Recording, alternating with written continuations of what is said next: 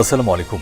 সংবাদে আপনাদের সবাইকে স্বাগত জানাচ্ছি। আমি ফিরোজ তোহা। শুরুতেই সংবাদ শিরোনাম। বাংলাদেশের সর্বশেষ গুরুত্বপূর্ণ আপডেট সংবাদে আপনাকে স্বাগত। শুরুতেই সংবাদ শিরোনাম, পরে বিস্তারিত। প্রথমে জানাবো, পুলিশের অভিযানে দুর্ধর্ষ ছিনতাইকারী এবং 10 মামলার আসামি রনি গ্রেপ্তার।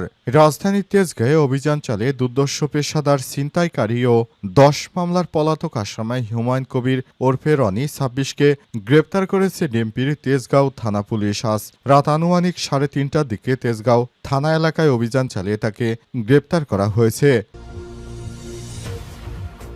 এরপর জানাবো, এবার এনসিপিকে কিংস পার্টি বলল টিআইবি। কর্তৃত্ববাদী সরকার পতনের পর 1 বছরের প্রত্যাশা প্রাপ্তি নিয়ে গবেষণা প্রতিবেদন প্রকাশ করেছে ট্রান্সপারেন্সি ইন্টারন্যাশনাল বাংলাদেশ। টিআইবি আজ ধানমন্ডিতে টিআইবির কার্যালয়ে গবেষণা প্রকাশ করা হয়। তখন বলা হয়েছে এনসিপি হচ্ছে কিংস পার্টি, কারণ তাদের 2 জন প্রতিনিধি এখনও সরকারে।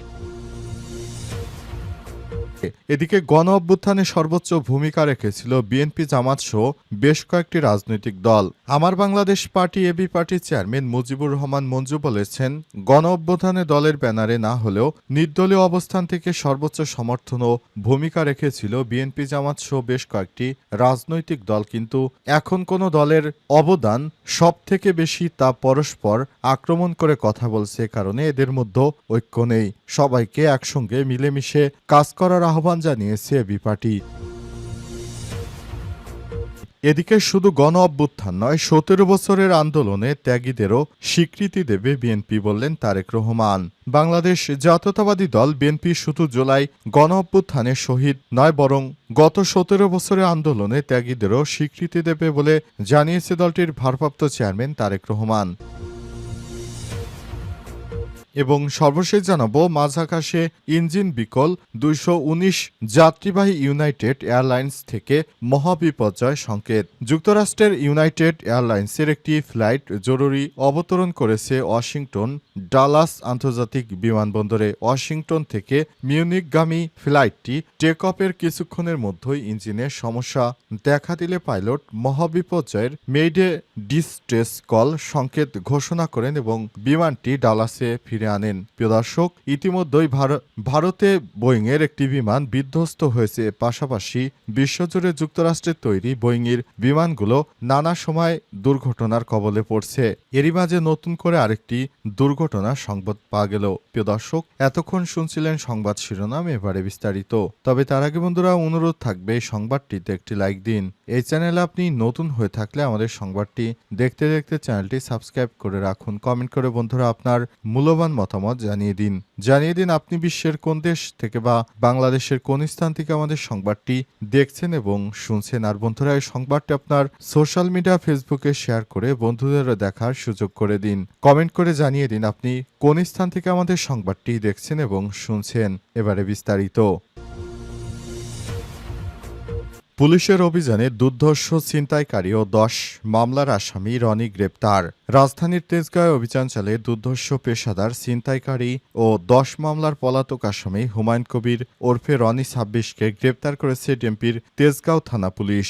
আজ আনুমানিক 3টার দিকে তেজগাঁও থানা এলাকায় অভিযান চালিয়ে তাকে গ্রেপ্তার করা হয়েছে। গ্রেপ্তার রনি তেজগাঁও থানা ও তেজগাঁও শিল্পাঞ্চল থানা এলাকায় নিয়মিত ছিনতাই, চুরি ছাড়াও মাদক ব্যবসার সঙ্গে জড়িত বলে জানিয়েছে তেজগাঁও থানা পুলিশ। এছাড়াও তার বিরুদ্ধে তেজগাঁও থানা ছাড়াও তেজগাঁও শিল্পাঞ্চল থানা ও শেরেবাংলা নগর থানায় ছিনতাই, চুরি ও মাদকের 10টি মামলা রয়েছে।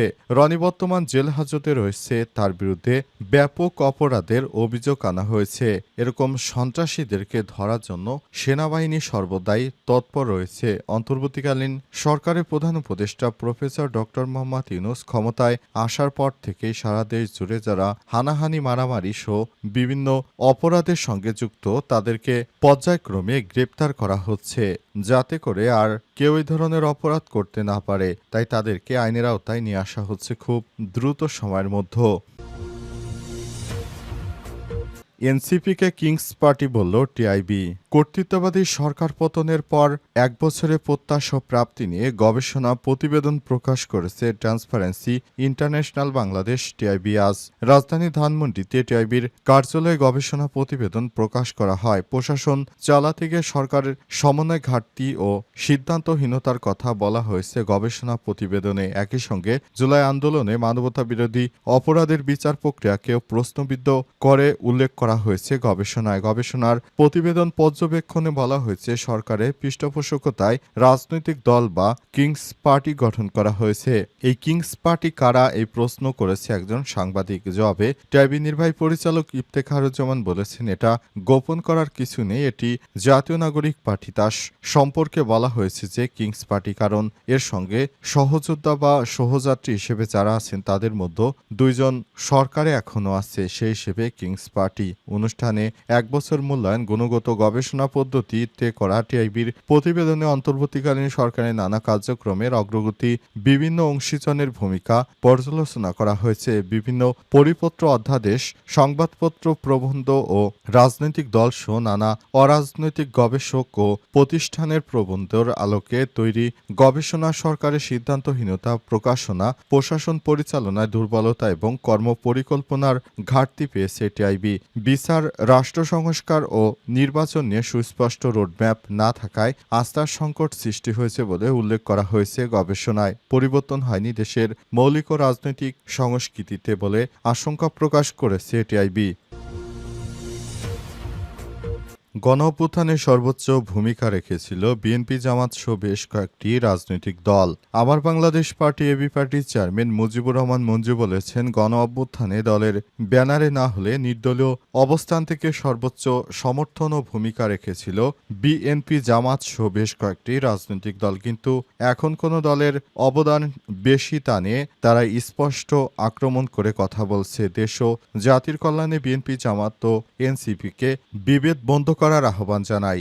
আজ বিকাল 4টায় এবি পার্টির কেন্দ্র কার্যালয় সংলগ্ন বিজয় ৭১ চত্বরে এক মৌন মিছিল শেষে প্রধান অতিথির বক্তব্যে তিনি এসব কথা বলেছেন। মুজিবুর রহমান মঞ্জু বলেন, গত বছরের জুলাই শুরু থেকে এবি পার্টি সহ কয়েকটি দল দলীয় ব্যানারে বৈষম্য বিরোধী আন্দোলন সমর্থন দিয়েছে। 4 আগস্ট দলের সাধারণ সম্পাদক ব্যারিস্টার ফুয়াদ দলীয় কার্যালয়ে আয়োজিত সংবাদ সম্মেলন থেকে ছাত্রদের আহ্বানে দেশবাসীকে ঢাকামুখী হওয়ার আহ্বান জানিয়েছিলেন। জুলাই আগস্ট জুড়ে এবি পার্টি প্রকাশ্যে দলীয় ব্যানারে রাজপথে সংগ্রাম করেছে, রক্ত দিয়েছে, কারা নির্যাতন ভোগ করেছে। তিনি আরো বলেন, আমাদের অসংখ্য নেতাকর্মী অংশগ্রহণ করেছিল, তবে আমরা মনে করি আমাদের অবদান অতি ক্ষুদ্র এবং নগণ্য। বিএনপি, জামাত ও এনসিপির নেতাকর্মীরা নির্দলীয় পরিচয় সব থেকে বেশি অবদান রেখেছে এই অভ্যুত্থানে, কিন্তু তারা দলীয়ভাবে ক্রেডিট দিতে গিয়ে বিবাদে জড়াচ্ছে, যা মোটেও কাঙ্ক্ষিত নয়। তিনি আরো বলেছেন, আমরা চাই একটি সুষ্ঠু বাংলাদেশ গড়তে, কারণে সবাইকে এক হয়ে কাজ করতে হবে, সবাই মিলেমিশে একসঙ্গে থাকতে হবে, তা না হলে ভবিষ্যতে আবারও ফ্যাসিস্ট ফেরত আসতে পারে বলে মন্তব্য করেছেন তারা। শুধু গণ অভ্যুত্থান নয়, 17 বছরের আন্দোলনে ত্যাগীদেরও স্বীকৃতি দেবে বিএনপি, বললেন তারেক রহমান। বাংলাদেশ জাতীয়তাবাদী দল বিএনপি শুধু জুলাই গণ অভ্যুত্থান নয়, বরং 17 বছরে আন্দোলনে ত্যাগীদের স্বীকৃতি দেবে বলে জানিয়েছে দলটির ভারপ্রাপ্ত চেয়ারম্যান তারেক রহমান। আজ বিকেলে রাজধানীর রমনায় ইঞ্জিনিয়ারিং ইনস্টিটিউটে আয়োজিত যুবদলের সমাবেশে ভার্চুয়ালি যোগ দিয়ে এমনটা জানিয়েছেন তিনি। তারেক রহমান বলেন, জনগণের জীবনমান উন্নয়নে সুনির্দিষ্ট পরিকল্পনা বাস্তবায়ন করতে চায় বিএনপি। সব পরিকল্পনা বাস্তবায়নে জনগণের সমর্থন প্রয়োজন, শুধু প্রতিশ্রুতি নয়, এই প্রতিশ্রুতির বাস্তবায়ন দেখতে চায় জনগণ। দেশে বিদেশে কর্মসংস্থানের পরিবেশ তৈরি করায় বিএনপির প্রধান লক্ষ্য উল্লেখ করে তিনি আরো বলেছেন, ক্ষমতায় গেলে সারা দেশে হেলথ কেয়ার ব্যবস্থা চালু করবে বিএনপি। এছাড়াও পরিবেশ রক্ষায় আগামী 5 বছর 25 থেকে 30 কোটি গাছ রোপণ করা হবে। এ সময় প্রশাসনিক সহায়তায় নেতৃত্ব পাওয়া যায়, তবে জনগণের আস্থা অর্জন করতে পারলে তবেই নেতা হওয়া সম্ভব বলে মন্তব্য করেছেন বিএনপির ভারপ্রাপ্ত চেয়ারম্যান তারেক রহমান। তিনি আরো বলেছেন, আমরা এমনভাবে দেশ চালাতে চাই যাতে করে দেশে কোনো অভাব অনটন না থাকে। আমরা সবকিছু একসঙ্গে মিলেমিশে করতে চাই। বড় মানের নেতা হতে হলে অবশ্যই যোগ্যভাবে দেশ পরিচালনার দায়িত্ব পালন করতে হবে। পাশাপাশি সারা দেশব্যাপী সমস্ত মানুষের ভালোবাসা অর্জন করে তারপর নেতা হওয়া যায়।